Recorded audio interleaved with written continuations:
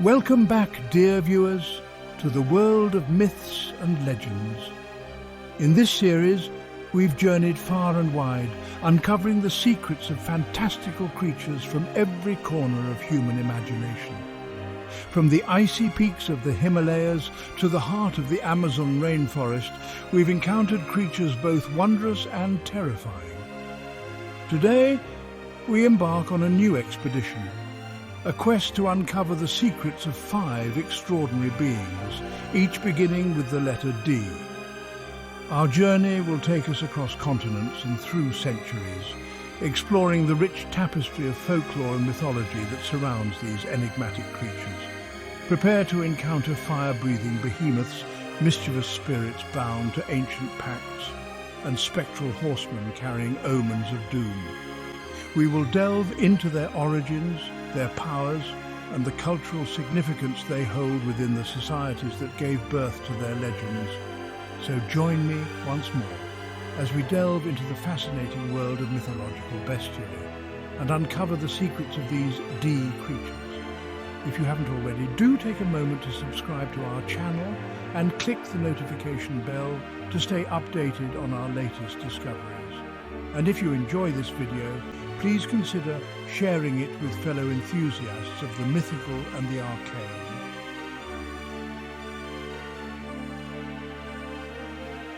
Few creatures capture the imagination quite like the dragon. A symbol of power, wisdom and chaos across countless cultures, the dragon's fiery breath and formidable presence have captivated storytellers for millennia. From the rolling hills of Ireland to the soaring mountains of China, dragons take on a multitude of forms. In the East, dragons are often benevolent beings associated with good fortune, prosperity, and the life-giving forces of nature. They are guardians of sacred places, wise advisors to emperors and bringers of rain. Imagine the awe-inspiring sight of a Chinese dragon, its serpentine body adorned with shimmering scales, soaring through the clouds, its roar a symphony of thunder. Yet, in the West, dragons are more often depicted as fearsome beasts, their presence a harbinger of destruction. They hoard treasure in their impenetrable lairs, terrorize villages with their fiery breath, and engage in epic battles with valiant knights. Picture the terror of a medieval village, cowering in fear as the shadow of a colossal dragon, its wings eclipsing the sun, descends upon them. Despite their contrasting portrayals, dragons, both east and west, share a common thread. They are powerful entities, deeply intertwined with the human psyche, embodying our deepest fears and aspirations. Their enduring presence in our myths and legends speaks to their profound impact on our collective imagination.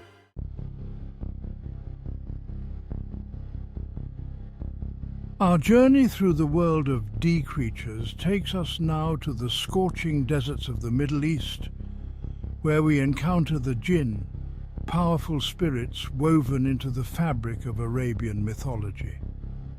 Often associated with fire and smoke, these enigmatic beings occupy a realm between the material and the spiritual, capable of influencing the human world in both wondrous and terrifying ways. Unlike the physical presence of the dragon, Djinn are often described as beings of pure energy, invisible to the naked eye, yet capable of taking on physical forms at will. Imagine a swirling vortex of smoke coalescing into the form of a fearsome warrior or a beautiful maiden, their eyes glowing with an otherworldly light. The Djinn are neither inherently good nor evil. Like humans, they possess free will, capable of acts of great kindness and terrible cruelty. Their actions are often driven by a sense of reciprocity, responding to kindness with favors and slights with vengeance. In many stories, the Djinn are bound to objects or places, their power contained within ancient lamps, rings, or hidden ruins. The release of a Djinn from its confinement is often a pivotal moment in these tales, setting in motion a chain of events that can lead to either great fortune or utter ruin. Perhaps the most well-known aspect of Djinn lore is their ability to grant wishes. bound by ancient pacts. These spirits are compelled to fulfill the desires of those who hold sway over them. But the Djinn are notoriously cunning, their interpretations of wishes often leading to unforeseen and often disastrous consequences. One can imagine a humble peasant stumbling upon a dusty lamp in a forgotten tomb. He rubs the lamp and a plume of smoke erupts, coalescing into the form of a Djinn. The Djinn offers him 3 wishes, but warns him to choose wisely, for every desire comes with a price. The allure of unlimited power, of wealth beyond measure, can be intoxicating, yet the Djinn are masters of manipulation, their whispers weaving themselves into the fabric of desire, twisting intentions and amplifying greed. A wish for riches might bring with it unforeseen consequences. A wish for power might come at the cost of one's soul. And so the Djinn serve as a cautionary tale, a reminder that even the most alluring promises often come with hidden costs. They represent the unpredictable nature of fate, the delicate balance between desire and consequence. Djinn are deeply ingrained in Middle Eastern culture. They feature prominently in 1001 Nights, a collection of folk tales compiled over centuries, showcasing the Djinn's diverse nature. From mischievous tricksters to fearsome guardians, these stories illustrate the Djinn's influence on human affairs. The concept of the Djinn has permeated various aspects of Islamic tradition. They are mentioned in the Quran, the holy book of Islam, as beings created from smokeless fire. Their existence is acknowledged within the Islamic faith, and their influence is believed to extend into the realm of the unseen. Belief in Djinn persists in some cultures today, influencing customs and shaping beliefs. Amulets are worn to ward off malevolent Djinn, and rituals are performed to appease them and seek their favor. The enduring legacy of the Djinn speaks to their enduring hold on the human imagination. They embody our fascination with the unknown, the allure of power, and the consequences of unchecked desire.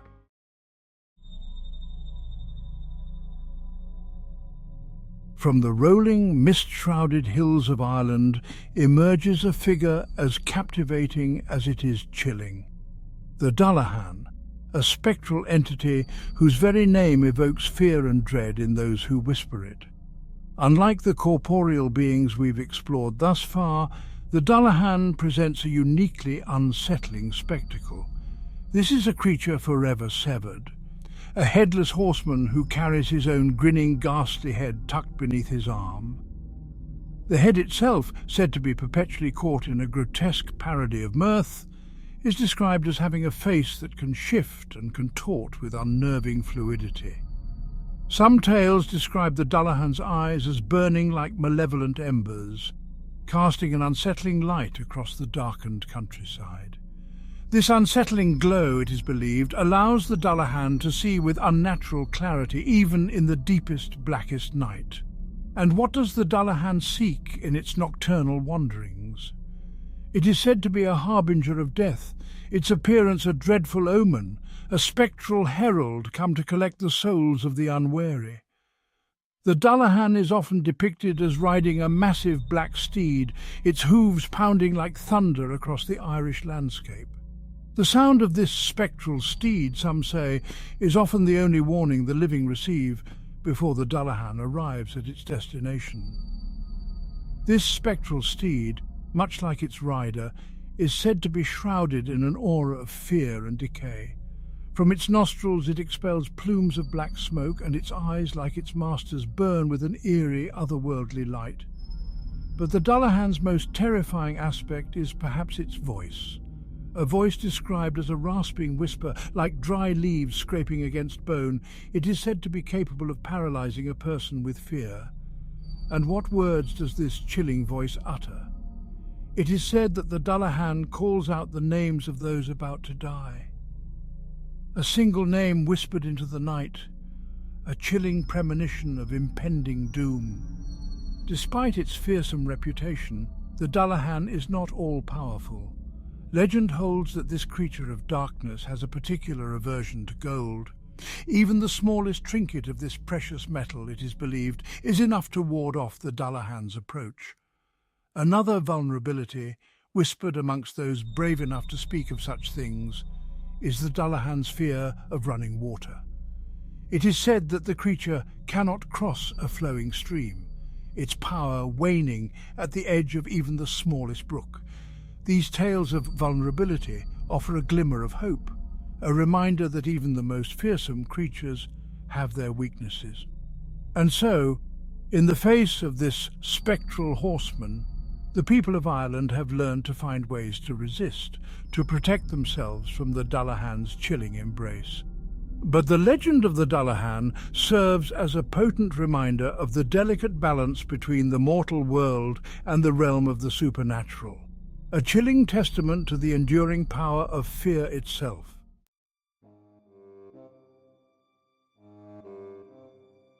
Moving from the Emerald Hills of Ireland, we journey now to the shtetls of Eastern Europe, where flickering candlelight casts long shadows and whispers of ancient folklore fill the air.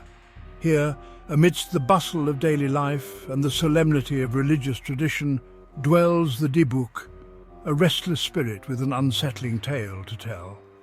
Unlike the Dullahan, who heralds death, the Dybbuk seeks to postpone its finality, clinging desperately to the world of the living. The Dybbuk, in Jewish folklore, is not a malevolent demon, but rather the soul of a deceased person, often burdened by guilt or a tragic past, unable to find peace in the afterlife. Driven by unfinished business or a desire for redemption, it seeks refuge in the body of a living person, becoming an unwelcome guest, a ghostly tenant in the house of flesh and bone. Imagine, if you will, the terror of feeling your own body move against your will, your voice uttering words you never intended to speak. This is the chilling reality for those possessed by a Dybbuk, their lives thrown into turmoil as this spectral entity exerts its unseen influence. The Dybbuk's presence is said to manifest in a range of disturbing ways, from sudden personality shifts to inexplicable bouts of illness. The reasons behind a Dybbuk's attachment vary. Some believe they are drawn to individuals who share a karmic connection, perhaps linked by a past injustice or a broken vow. Others suggest that a Dybbuk's presence is a form of divine punishment, a consequence of the possessed individual's own transgressions. Whatever the cause, the arrival of a Dybbuk disrupts the natural order, casting a pall over the lives of those it touches. Stories abound of individuals driven to the brink of madness, their bodies and minds besieged by an invisible force. The afflicted often exhibit erratic behavior, speaking in tongues, displaying superhuman strength, or falling into inexplicable trances. Such afflictions were not taken lightly in the communities where belief in the Dybbuk was prevalent. They were seen as a sign of spiritual imbalance, a disturbance in the delicate harmony between the living and the dead. The fear inspired by the Dybbuk stemmed not only from the unsettling nature of possession, but also from the belief that these entities could exert their influence beyond the individual, afflicting entire families or even communities with misfortune. The possibility of a Dybbuk's lingering presence served as a constant reminder of the unseen forces that were thought to govern human life, a chilling testament to the enduring power of the past. Combating a Dybbuk was not a task for the faint of heart. It required the intervention of those well versed in the mystical arts, individuals believed to possess the spiritual fortitude to confront and expel these tenacious entities. These spiritual healers, often revered rabbis or mystics, would perform elaborate rituals, drawing upon ancient incantations and sacred texts to sever the Dybbuk's hold and guide it toward its rightful place in the afterlife. The exorcism of a Dybbuk was a dramatic affair, often performed in the presence of the entire community. The ritual involved chanting, prayer, and the use of symbolic objects such as candles, ram's horns, and holy water. The goal was to coax the Dybbuk into revealing its identity and the reason for its attachment, ultimately persuading it to relinquish its grip on the living. These exorcisms were not always successful.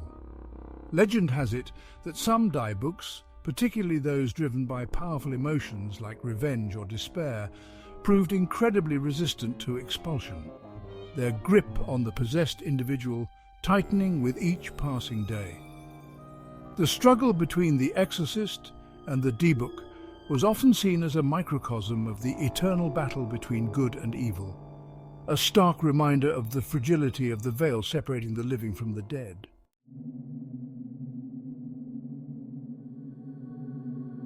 Leaving the shadowy realm of Jewish folklore, we now venture into the heart of European superstition, where a chilling phenomenon awaits, the doppelganger. This eerie entity, whose very name sends shivers down the spine, is not a spirit in the traditional sense, but rather a spectral double, a phantom twin that walks alongside us in the world of the living.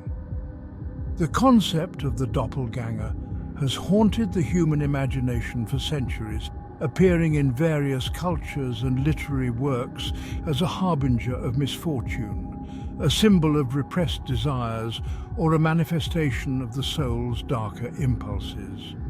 Unlike the often malevolent Dybbuk, the doppelganger's intentions are shrouded in mystery, its presence as unsettling as it is enigmatic. Imagine encountering yourself on the street, your every feature, every mannerism mirrored in the countenance of another. This uncanny experience, often described as deeply disturbing, lies at the heart of the doppelganger legend. Encounters with one's double are rarely seen as positive omens. They're often interpreted as warnings of impending illness, misfortune, or even death. The doppelganger, unlike the tangible Dullahan or the possessing Dybbuk, rarely interacts directly with its living counterpart. It exists on the periphery of perception, a fleeting glimpse caught in the corner of the eye, a whisper of movement that vanishes upon closer inspection. This elusive nature only adds to the entity's unsettling aura, leaving witnesses to question their sanity and fear for their fate. While some believe that seeing your own doppelganger is a sure sign of impending doom, others see it as a warning, a chance to alter your path and avoid a looming threat. The appearance of a doppelganger is often associated with a sense of profound unease, a feeling of being watched or followed, as if an unseen presence is mimicking your every move. The doppelganger is not just a spectre of the individual, it can also manifest as a double of someone you know, appearing unexpectedly in familiar places, only to vanish just as quickly. These encounters often leave witnesses with a sense of dread, a feeling that something is amiss, that the fabric of reality itself is somehow unraveling. The interpretations of the doppelganger's significance are as varied as the cultures from which it arises. Some believe it to be a manifestation of the soul's darker aspects, a physical embodiment of our repressed desires and fears. Others see it as a harbinger of change, a sign that a major life transition is imminent, for better or for worse. Regardless of the interpretation, the doppelganger remains a potent symbol of the uncanny, a reminder that there are forces at play in the universe that defy rational explanation. Perhaps the most unsettling aspect of the doppelganger is not its spectral nature, but its implication that our sense of self, our very identity, is not as secure as we might like to believe. The doppelganger, in its eerie silence and fleeting appearances, compels us to confront the shadowy corners of our own psyche, to acknowledge the existence of a world beyond our immediate perception. It is a reminder that sometimes the most unsettling encounters are not with monstrous creatures from legend, but with the unsettling reflections of ourselves.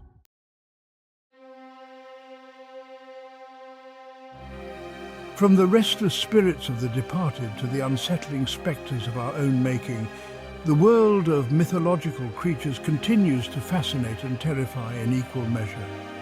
These tales, passed down through generations, offer a glimpse into the fears, beliefs, and aspirations of cultures around the globe, reminding us that the line between myth and reality is often blurred. As we conclude our exploration of D creatures, let us remember that the power of these stories lies not only in their ability to frighten, but also in their capacity to teach us about ourselves and the world around us. They remind us of the importance of facing our fears, confronting the unknown, and embracing the rich tapestry of human experience. Be sure to like, share and subscribe so you don't miss the next installment in our series where we delve into the enigmatic realm of E-creatures. Until then, thank you for joining me on this journey into the heart of myth and legend.